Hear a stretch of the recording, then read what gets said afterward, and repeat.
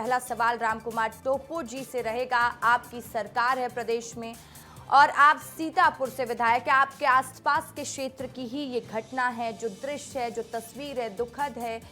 आंखों में आंसू है, पैरों में थकान है, लेकिन क्या करें, मजबूरियां हैं। कैसे इस सिस्टम को सुधारेंगे सर? कहां दिक्कत आती है, क्या परेशानी है कि इन लोगों को सुविधा नहीं मिल पाती है?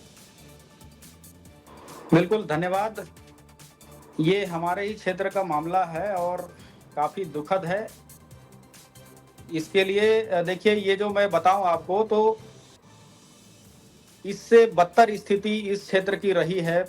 लेकिन अभी जैसे हमारी सरकार चेंज हुई है और अभी की स्थिति में जिस तरह से पहुंच विहीन हो, चाहे दूर जंगलों में बसे हुए परिवारों के लिए सुविधा पहुंचाना हो, ये तमाम चीज़ें खुद हम लोग समस्या तक पहुंच के समस्या का निदान करने के लिए जो प्रयास कर रहे हैं, ये आज की स्थिति है।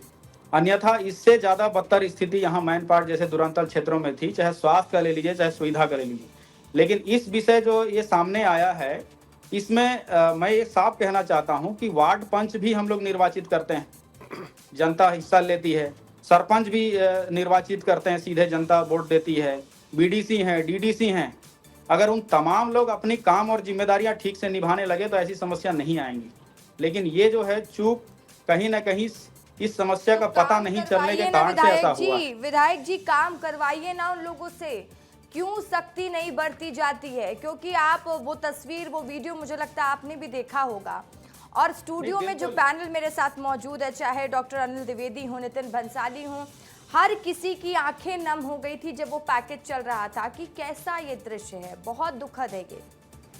नहीं, ये चीज को मैं मानता हूँ, बिल्कुल ये सत्य है। लेकिन जनप्रतिनिधियों को सीधा ये समझ लीजिए, पार्टीगत विषय नहीं है, उनको कैसे कंट्रोल में लिया जाए। और वार्डों की इस तरीके से छोटी समस्या, अगर पेंशन नहीं मिलती होती तो शासन की योजना ये समझ लीजिए कि वहां तक नहीं पहुंची, ऐसा बात कहा जा सकता है। ऑलरेडी पेंशन मिला है, लेकिन क्या है, फिंगरप्रिंट नहीं काम आने के कारण से क्या है, इनको बैंक तक आने की जरूरत पड़ी, वो भी जरूरत नहीं पड़ती। लेकिन जिन अधिकारियों ने, जो बैंक के कोऑर्डिनेटर होते हैं, उनके द्वारा ये चूक की गई है कि उन लोगों ने जानकारी जो है ना संबंधित विभागों में भी नहीं दिया होगा, या इन पीड़ित पक्षों को उचित सलाह नहीं दी होगी। लेकिन अगर सलाह दी गई होती या बात हमारे किसी जनप्रतिनिधियों तक भी पहुंचती तो इनको इस तरीके से स्थिति नहीं आने दिया जाता। चलिए, आगे तो ऐसी स्थिति नहीं देखने को मिलेगी ना, ये मान लेना विधायक जी। नहीं, इसमें क्या है, देखिए, मैनपाट बहुत ही क्रिटिकल सिचुएशन में बसा हुआ बसाहटें हैं। आज भी हम लोग पूरी कोशिश कर रहे हैं।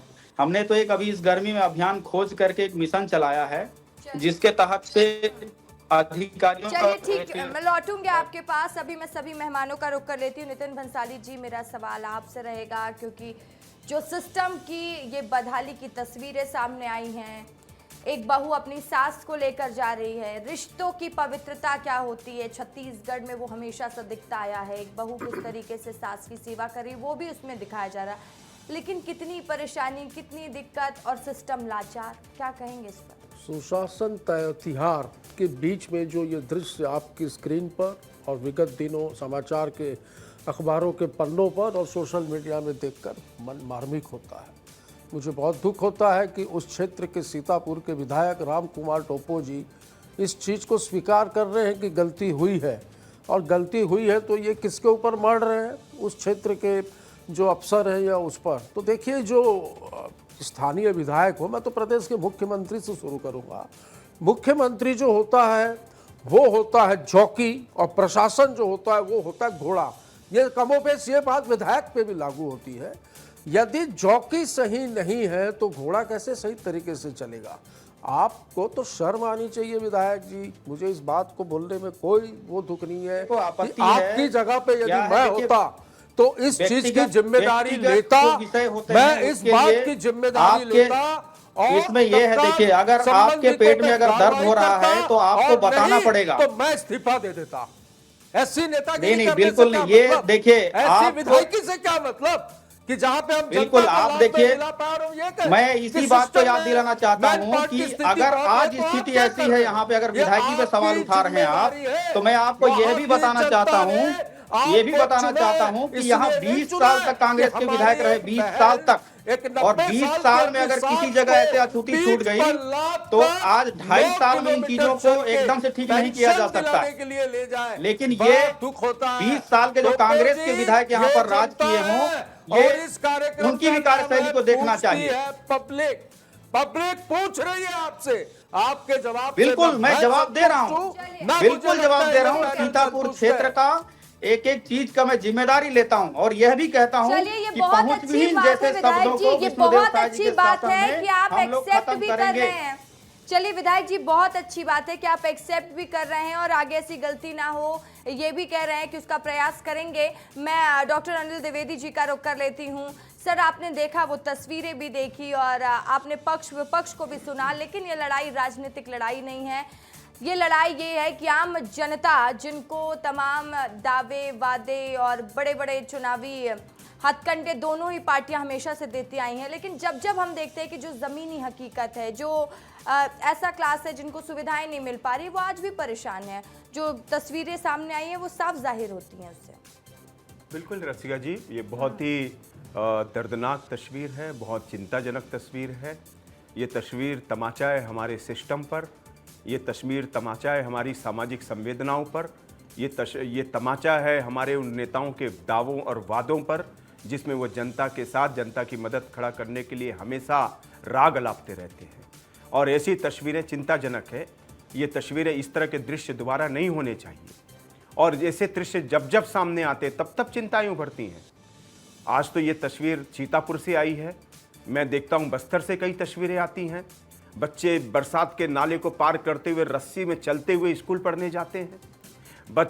नागरिक जो हैं कहार बन करके एक तरफ रोगी को बैठा लिया जाता है और एक तरफ आगा व्यक्ति कंधे में ले करके 4-4 किलोमीटर सफ़र करता है और तब वो अस्पताल पहुंचता है। ऐसी कई तस्वीरें प्रदेश में विभिन्न जिलों से आती रही हैं और हर वक्त हम इसी चर्चा में रहते हैं, उसका कोई निदान नहीं निकल पाता है और फिर दोबारा इस तरह की कोई तस्वीर आती है और हम उस पर फिर सवाल खड़े करते हैं, उसके फिर जवाब मांगते हैं सरकार से। और ऐसा नहीं है कि सरकारें कोशिश नहीं करती हैं।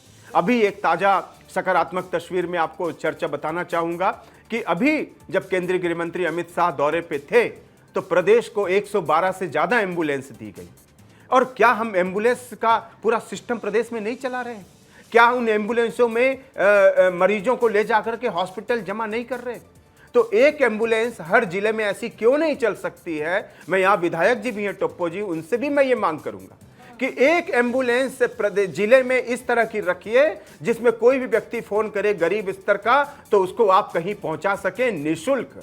ये जरूरी नहीं है कि आदमी जब बीमार पड़े तभी आप उसको वाहन उपलब्ध कराएंगे, जैसा कि अभी हमने बैंक के मामले में देखा।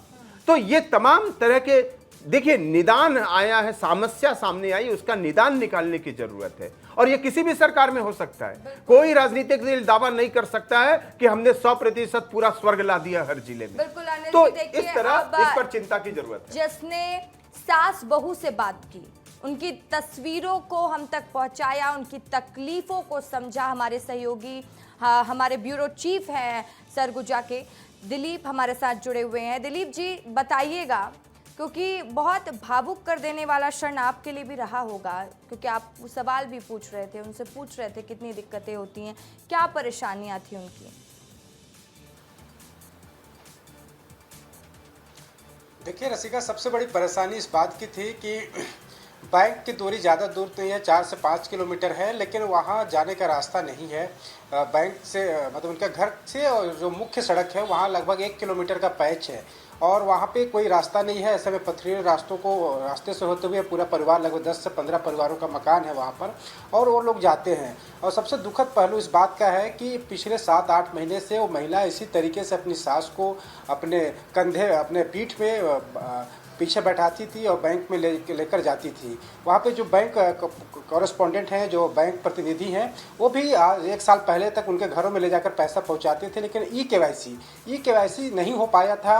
कई ऐसे बुजुर्ग महिलाएं हैं जिनका फिंगरप्रिंट, क्योंकि उनकी उम्र 90 साल जैसा कि सबको पता है, वो घिस चुका था। इसके चक्कर में जो बैंक के जो प्रतिनिधि हैं उन्होंने कहीं ना कहीं लापरवाही बरती। उस समय तत्काल उन्होंने ध्यान नहीं दिया, उनका ई केवाईसी नहीं कराया और बैंक के जो जिम्मेदार लोग हैं उन्होंने भी इस पूरे मामले को गंभीरता से नहीं लिया। इसके अलावा जो पंचायत के जो प्रतिनिधि हैं, चाहे वो सचिव हो, सरपंच हो या पंच हो, इन्होंने भी इस पूरे मामले को गंभीरता से नहीं लिया। और यही वजह है कि वो महिला कई महीनों से हर 4 महीने बाद जब भी उसके अकाउंट में पैसा आता था पेंशन का, वो लेकर अपनी सास को लेकर जाती थी, क्योंकि जो महिला है जो उनके जो पति हैं उनकी 5-7 साल पहले खुद मौत हो गई है, क्योंकि इनके घर के पास एक नाला है, वहाँ पर पुल नहीं बना था, उसमें डूबकर उनकी मौत हो गई क्रॉस करते समय पुलिया को। और फिर उसके बाद अब सिर्फ इस घर में सिर्फ 3 लोग ही रहते हैं, एक सास है, बहू है, ससुर है। तो इस तरीके से पूरी दर्दनाक कहानी है उस परिवार में। उनका प्रधानमंत्री जो आवास योजना का जो लाभ है उनको भी नहीं मिल पाया है, प्रधानमंत्री उज्ज्वला योजना का जो लाभ है वो भी उसको नहीं मिल पाया है। जो बुजुर्ग जो महिला है उनके जो पति हैं उनकी भी उम्र लगभग उसी के आसपास की है, उनको भी कोई पेंशन नहीं मिल पाता है। तो तमाम तरीके की जो परेशानियां हैं ग्राउंड लेवल पर देखने को मिली। और सबसे बड़ी बात है कि जो ऐसी स्थिति इसलिए दिखाई दे रही है क्योंकि मैन पार्ट का जो बसाहट है, जो छोटे छोटे जो इलाके हैं, छोटी छोटी जो बस्तियां हैं, वहां तक पहुंच बनाना, सड़क बनाना, ये भी प्रशासन के लिए डिफिकल्ट है। और हालांकि अभी रामकुमार टोप्पो जी कई बार कह चुके हैं कि सड़कों का निर्माण किया जा रहा है और कुछ ठीक है। सड़कों का निर्माण यहाँ पे शुरू भी चलिए। हुआ है।